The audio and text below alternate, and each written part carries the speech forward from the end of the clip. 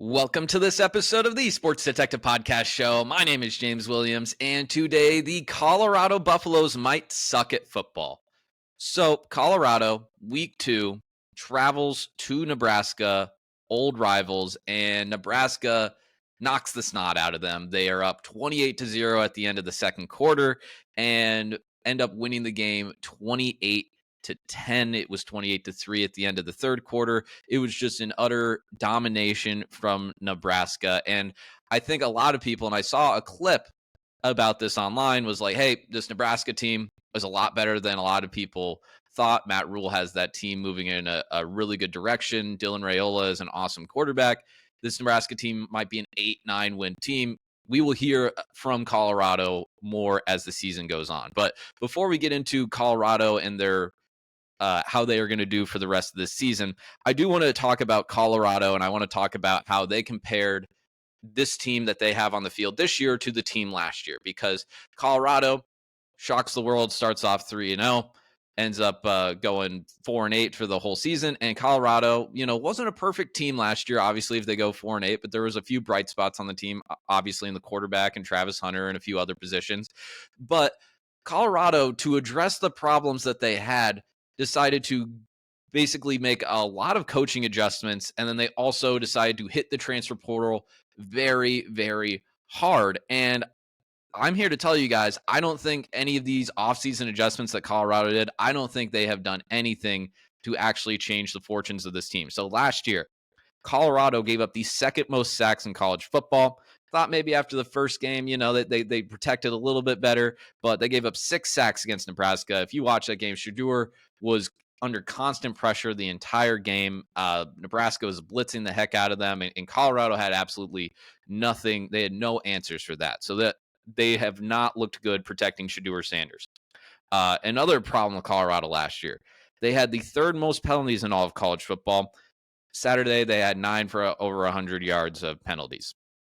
Okay, but this is the biggest thing with Colorado. This next thing I'm going to tell you, this is the biggest thing that is going to hold them back for the rest of the season if they cannot figure this out.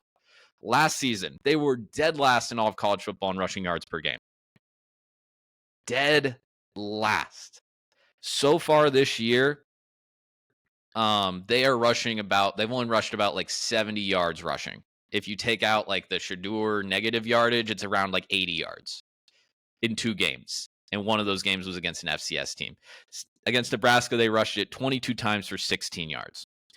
That is the biggest Achilles heel for the Colorado Buffaloes right now. I do think their defense is a little better. I like some of their players on the D-line. But the biggest issue with Colorado right now is they cannot run the ball. They have trouble protecting Shedeur, and more importantly, they cannot run the ball. They are a one-dimensional football team offensively. It is either the passing game does stuff or that's it. And if they can't get their passing game going because they can't protect Shedeur, they are going to be in a world of trouble this entire season. Because I think a lot of people thought when Colorado is going to the Big 12, they're going to have this way easier schedule. They don't have to play USC. They don't have to play Oregon. There's Oklahoma and Texas are leaving. Colorado's just going to walk into the Big 12 and show everyone who's boss. Well, guys, something I want to tell you guys, and I said this on the last video I did about Colorado. They have the 13th toughest schedule in the country, according to Phil Steele in the preseason. Let's go ahead and just look at their schedule for the rest of this year. Okay, because I think a lot of people don't realize how tough this schedule is for the Colorado Buffaloes. So if you're looking at the rest of the schedule, we have 4 ranked teams on the Big 12 slate. We have Kansas State, Arizona, Utah, and Oklahoma State. Kansas, who they also play, was ranked last week, but aren't ranked anymore after a loss to Illinois. And if you just look through the rest of this season for Colorado, I just want to ask you guys this question right now. How many of these games, they got 10 games left, how many of these games are they going to be favored in? Just favored to win. Colorado State, 100% they are. They're favored right now.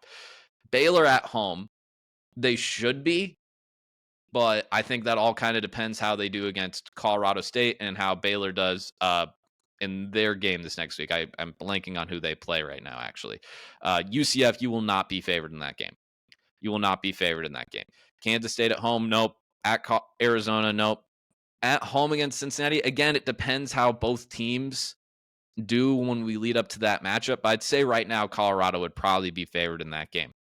At Texas Tech, I think solely because it's at Texas Tech. If that game was next week, I think Texas Tech would be a slight favorite, even though Texas Tech this year has not done that well. They had a close win against Abilene Christian, and then they got the snot kicked out of them by Wazoo last weekend.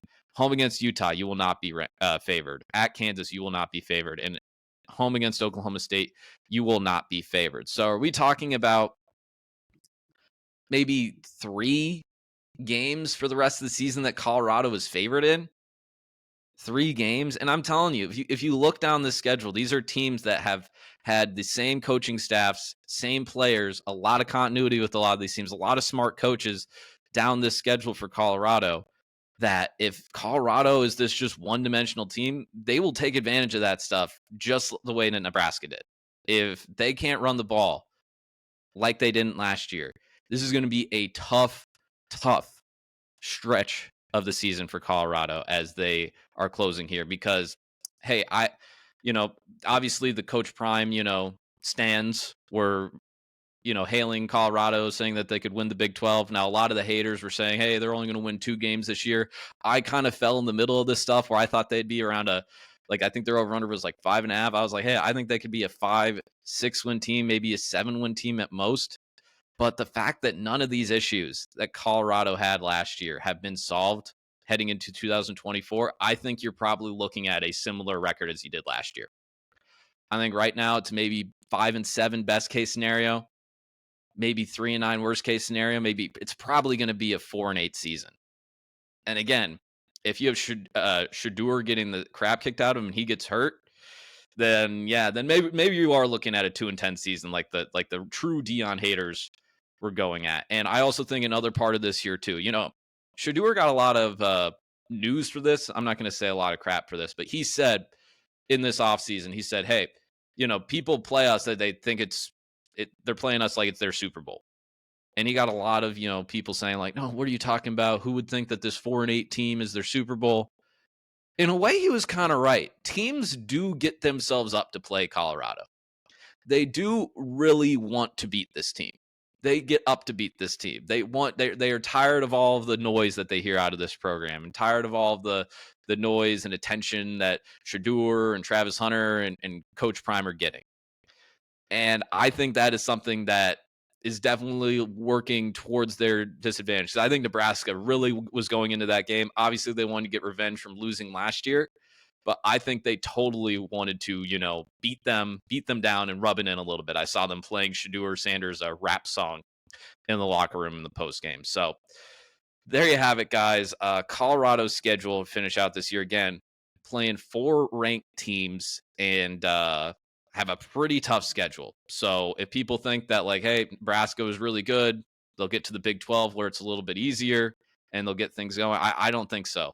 I think this is a really tough schedule from them coming up. And if they're just going to keep being this one-dimensional, only passing team on offense, you're going to keep running into the same problems that you have already to start this season. So there you have it, guys. Let me know what you think in the comments. How many wins does Colorado get for the rest of this season? And how do you think it's going to go for them? Do you think I'm overreacting a little bit and think that they are actually better than I'm saying, or do you think that they're going to kind of struggle as the rest of the season goes on? So this is going to do it for this episode here today. If you liked what you saw here today, hit that like button. If you haven't done so already, please subscribe. That is the number one thing that you can do to support this show, and it costs you absolutely $0. You can also check out other Sports Detective podcast videos on our page. We like to talk NFL. We're talking a lot of college football as those 2 seasons are on their way right now.